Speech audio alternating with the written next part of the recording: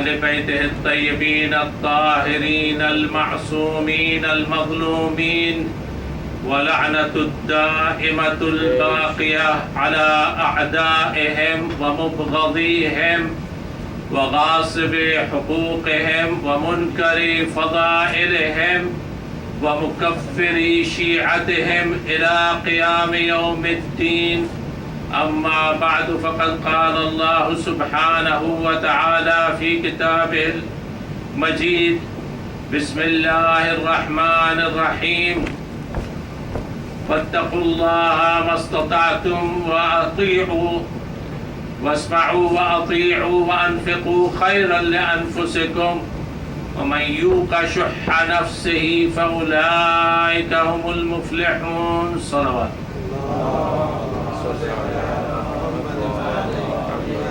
I presented my subject matter in front of you during these nights of Muharram. The concluding majlis under our topic will be the Majlis of Soyam, not tonight. Tonight I will start my Majlis of Shab Ashur, this night of great calamity and sorrow for the Ahlul Bayt and for all the Mu'mineen and Mu'minat, with the saying or with the hadith of Amir al-Mu'mineen Ali ibn Abi Talib salawatullah wa salamullahi alayh. قال أمير المؤمنين عليه السلام: أعرف الحق تعرف أهله وأعرف الباطل تعرف أهله.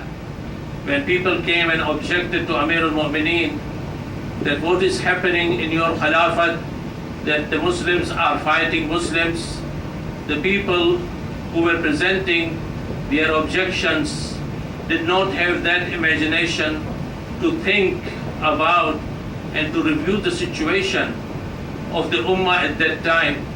The situation of the Ummah at that time had deteriorated to such an extent that on the one hand, the Quran in Surah Mubarakah Tawbah orders us to abide by this mode of ibadat, which is Amr bil Ma'ruf wa Nahi anil Munkar, to invite people towards good and to refrain from evil. Yet the Muslims had lost all the stamina by abiding with the truth and by judging with justice. They started mixing up truth with falsehood and falsehood with truth. As a result, the Amr became Ma'ruf and the Ma'ruf became Munkar. Whereas it has to be inviting people towards the virtues, towards the life of good. The Muslims started inviting and to refrain from evil and from Munkar, but it was a reverse trend which was adopted by many Muslims. By the time of Imam Hussain alayhi salam, by the majority of Muslims, that they invited people towards evil, towards Munkar, and they refrained and they invited people towards Munkar and they refrained from Ma'ruf. As a result, what happened? There was a terrible mix-up, so much so that in the time of Amir al-Mu'mineen, when the rebels took over the Islamic rulership and they usurped the rights of Ahlul Bayt and deprived them of their rightful position that Allah subhanahu wa ta'ala had appointed them on, what happened is this: there came a time whereby a vile and an evil practice was established during the time of the Umayyads, and which continued for 70 years, whereby on the Mimbar, Amir al-Mu'mineen Ali bin Abi Talib salawatullah wa salamullahi alayh was cursed at the commencement of every Friday khutbah.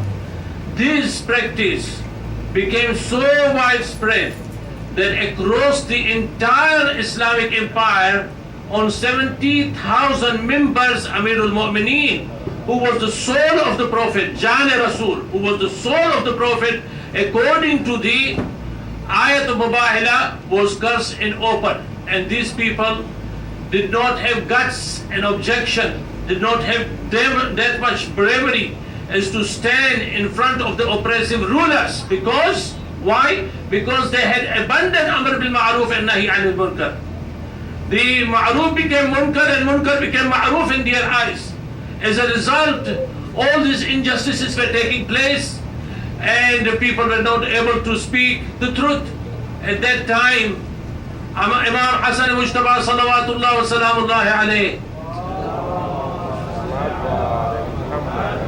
and other sons and daughters of Amirul Mu'mineen heard this battle taking place, and yet they were the ones who spoke against the battle, and they were the ones who established this matter in the very peace truce and peace treaty which was signed by Imam Hassan and Muawiyah, whereby Muawiyah had sent a blank paper to Imam Hassan that put any condition you want for the establishment of peace treaty, and I will accept all your conditions.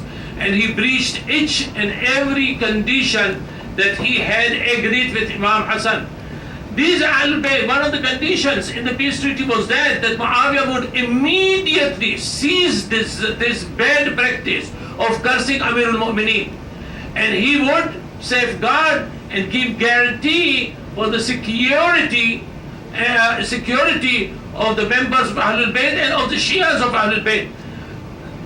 Now there came a time whereby gradually the Muslim Ummah was jerked into the civil war.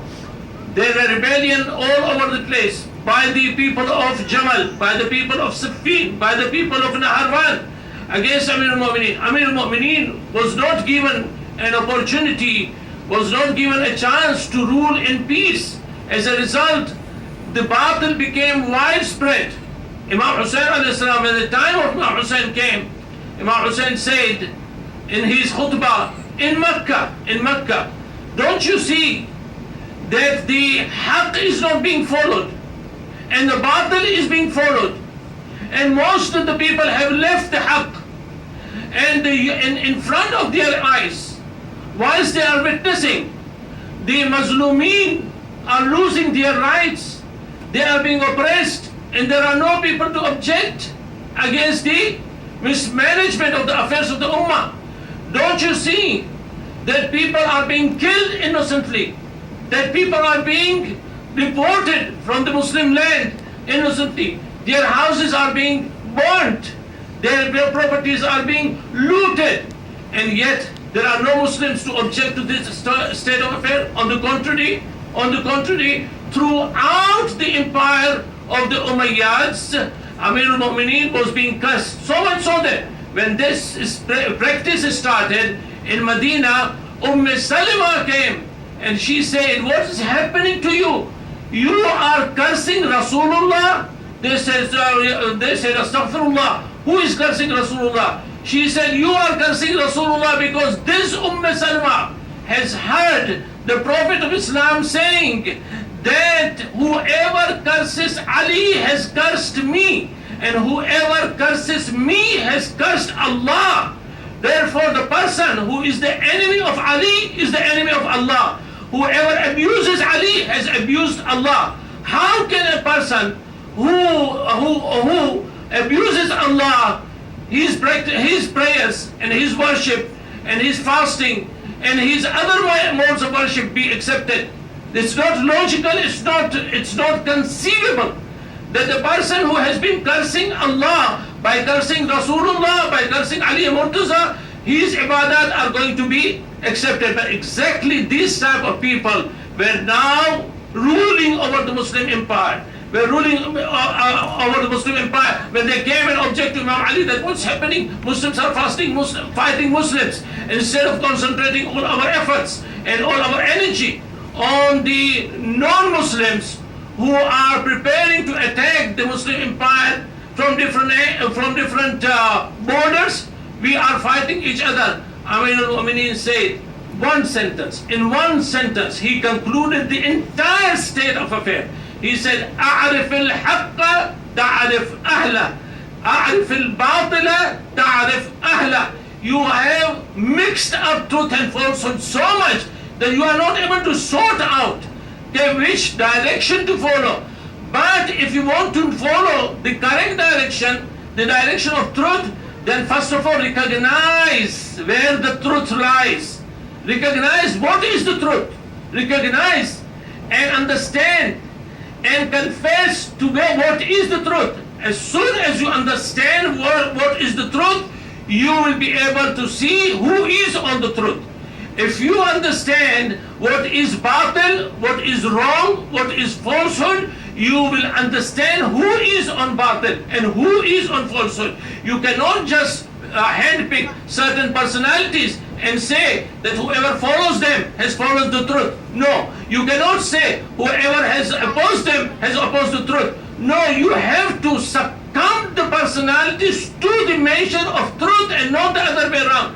Muslims from that time onwards up to this very moment, as I am speaking to you, have offended certain personalities, and they have said that these are the ones you cannot touch what they did, what they said, what their actions were, and what their policies were. Whatever they did was truth. And so much so that in one of my visits to Janabe Hujr bin Adi's Mausoleum or Mazar, there used to be a board there or a shi'ar or slogan which says, this is the burial place of Sayyidina Hujr bin Adi radiyallahu ta'ala anhu, who was murdered by Sayyidina Muawiyah bin Abi Sufyan radiyallahu anhu. What a joke this is. What a joke is this. Even a lunatic would not crack such a joke. That the murderer and the murdered both are radiyallahu anhu. The looter and the looted both are radiyallahu anhu. The zalim and mazloom both are radiyallahu anhu. This is the problem of the Muslims, as a result of which all this tragedy has taken place. This is the night of the tragedy. This is the night of the great calamity and catastrophe. Who will understand more what phases Imam Hussein alayhi salam, his children, his companions, his ladies are passing through? Can you imagine that Imam Hussein alayhi salam, when the 9th day of Muharram came, the Tasu'a, which has just passed, and we have entered into the 10th night, which is the night of Ashura. When the 9th day was passing, Umar Sa'd said that this is the time we have to attack Hussein. And a circle was formed, and Imam Hussein alayhi salam's entire entourage was besieged in such a way that the troops came so near that Hazrat Abbas, Habib ibn Mazahir came and said, Mawla, these people have come so much nearer to you that we are afraid that they are preparing to attack you. Hazrat Abbas was told by Imam Hussein alayhi salam, look at the term, look at the wordings of Imam Hussein alayhi salam. Imam Hussein alayhi salam sends Hazrat Abbas as an emissary, as an intermediary to talk to Umar ibn Sa'd, to give him one night, a respite of one night, a muhlat of one night. He says, Ya Akhi, or my brother, may my life be sacrificed on you. Fidaka nafsi ya Akhi, may my life be sacrificed on you, my brother. Do me a favor, go to Umar Sa'd and tell him that this grandson of the Prophet is asking for a respite of one night. May I ask, O Hussein, what difference will it make? To die today on the 9th of Muharram or to die on the 10th of Muharram? What difference it will make? What difference will one night make?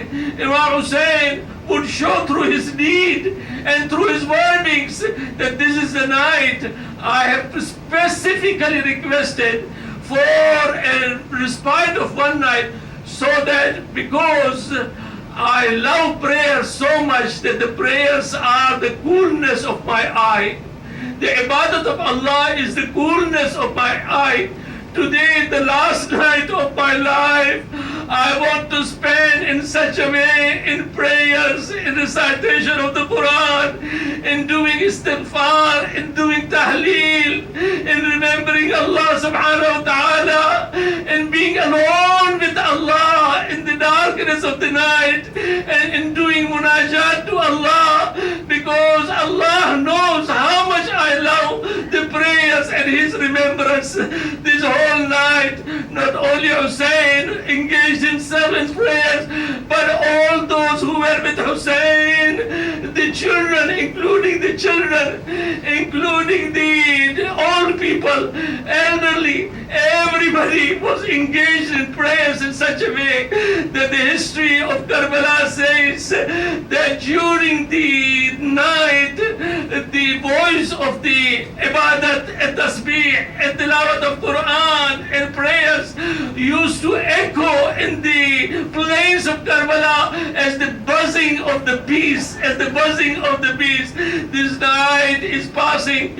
Imam Zain al-Abidin alayhi salam says, when the night was nearing the midnight, I heard that my father gathered all his companions, whoever was in the company of my father, into one tent. My aunt Zainab was listening because Zainab was nursing me, and I was also listening when I heard my father telling his companions, this is the final night, whoever will be tomorrow with me will certainly be killed. Therefore I am now lifting my allegiance upon your shoulders.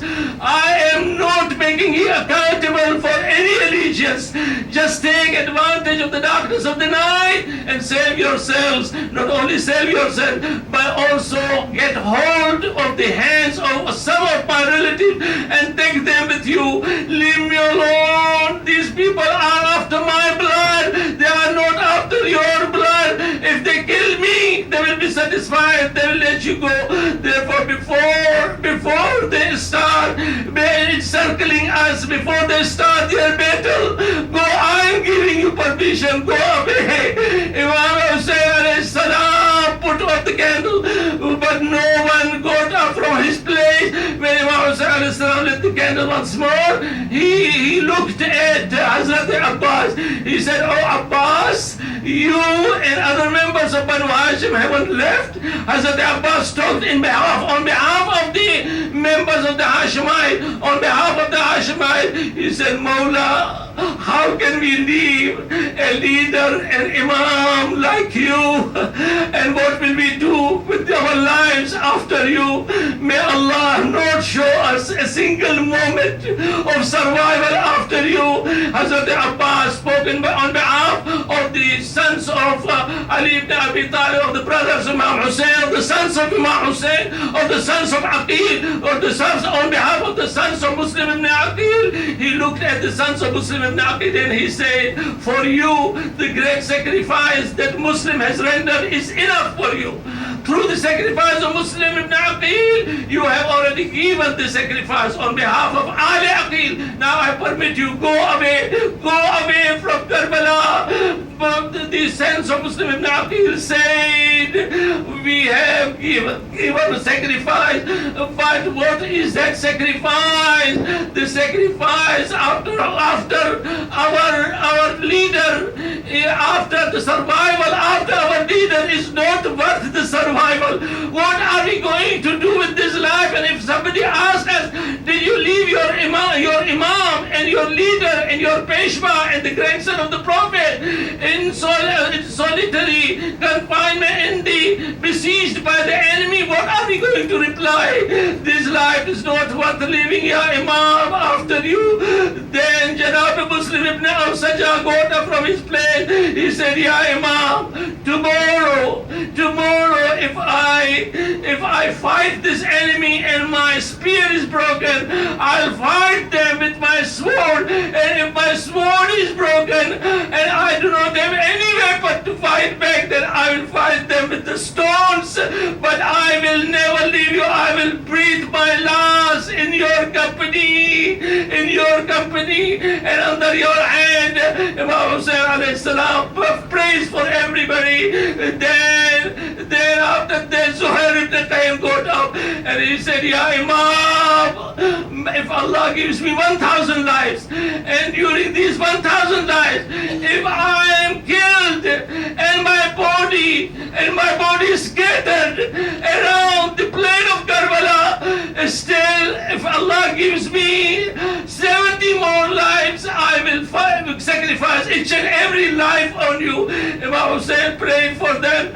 After this khutbah, then Imam Hussain goes and looks at the tents of Ahlul Bayt, and he comes to the tent of Janab Zainab alayhi salam. He looks at Janab Zainab, who has seated her two children on Muhammad, and she is giving them courage and telling them, oh Muhammad, if before anybody else you do not go and sacrifice yourself, then your mother is not going to forgive you, oh my sons. Before Ali Akbar goes, you have to go and sacrifice yourself. Then he comes to the tent of Janab Layla, and he sees that Layla has got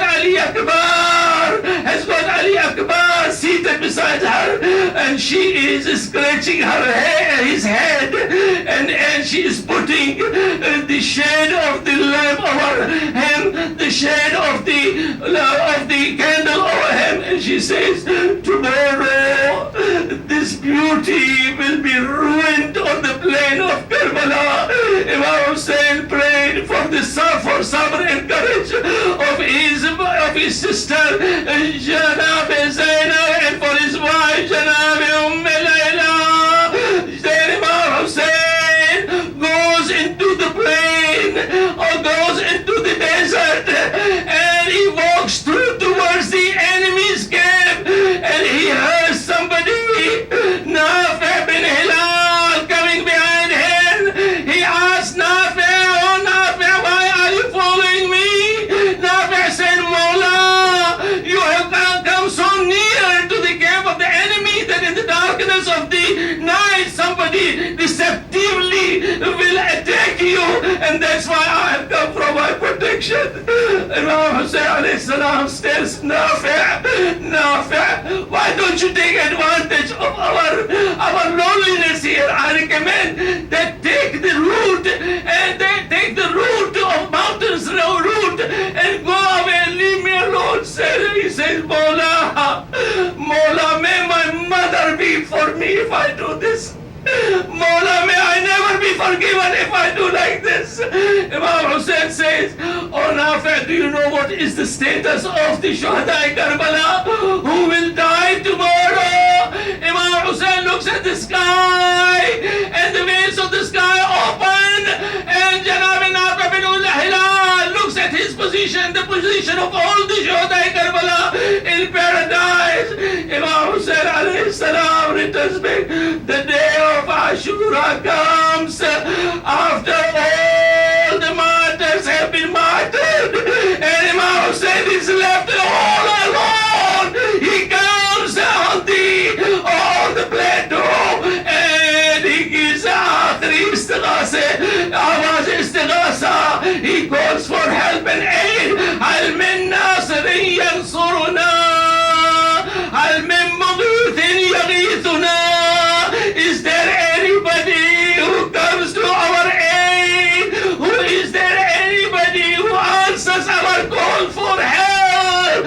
Suddenly he heard that the women of the household started screaming. Imam Hussain alayhi salam returns back to the Khaymagah, to the tent, and he says, Oh Zainab, I'm still alive. What makes you cry? What makes you scream? She said, Imam, oh brother, after you called for the istighatha, for the help, Janab Ali Asghar has come out of the cradle and he is crying.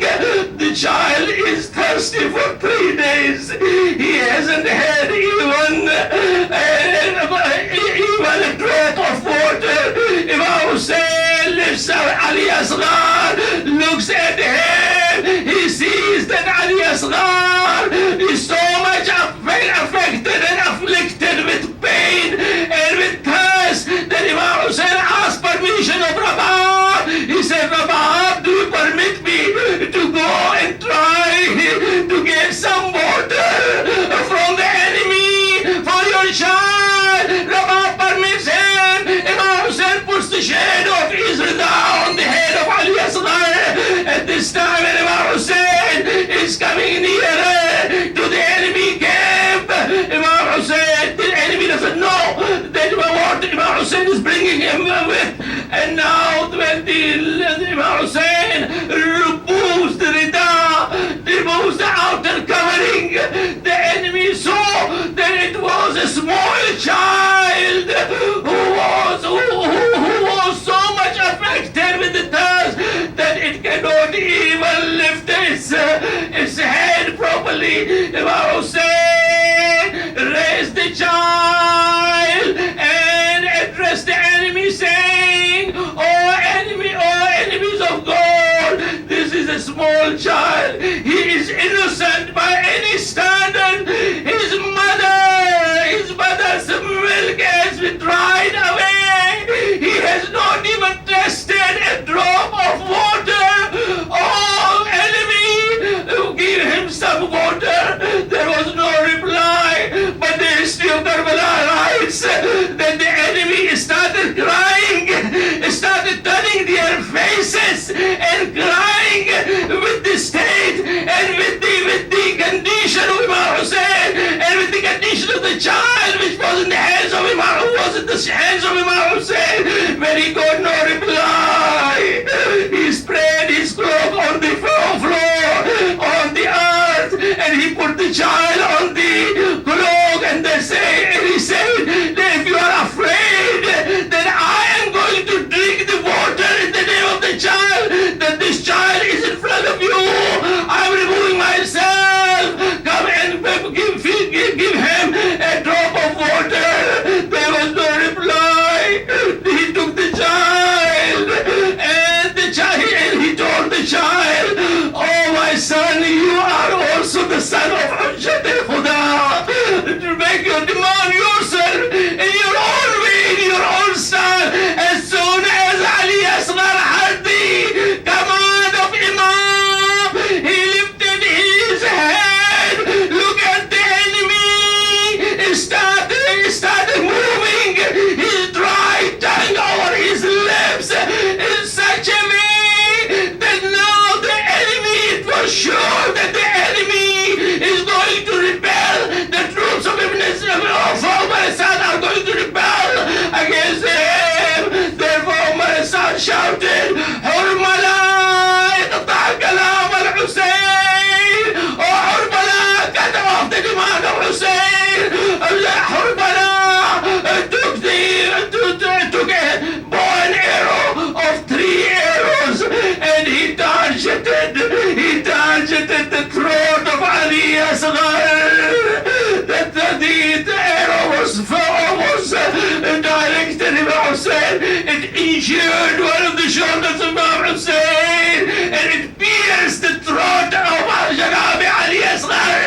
Inna lillah wa inna ilayhi raji'un. Blood started gushing from the throat of Janabi Ali Asghar. Hussein took the blood in his palm. He wanted to throw the blood towards the sky. A voice came from the sky, no, not towards the sky, because the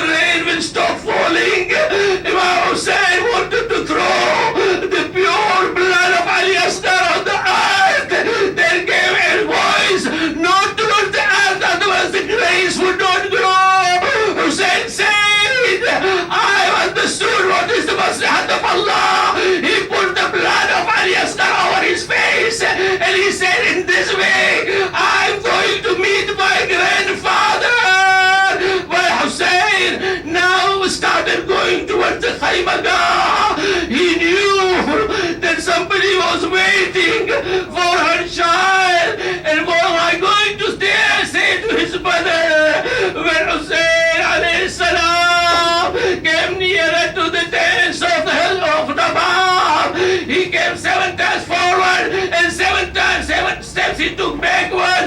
Inna lillah wa inna ilayhi raji'un. Ridhan bi qadaihi wa tasliman li amri.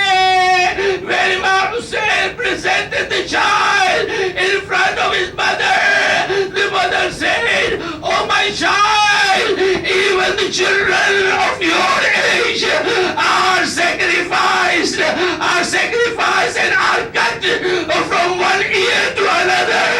Now Imam Hussein alayhi salam wanted to take the last measure. He told Rabab, follow me. Imam Hussein took the body of Ali Asghar and he went behind the tent and Rabab followed him.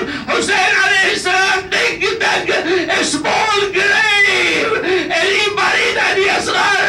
May I say, Mawla, what sort of janaza, what sort of funeral is this? Whereby the only participants are the father and the mother of the child. وإنا إليه راجعون. وسيعلم الذين ظلموا أي منقلب ينقلبون. اللهم اغفر للمؤمنين والمؤمنات والمسلمين والمسلمات الرحمن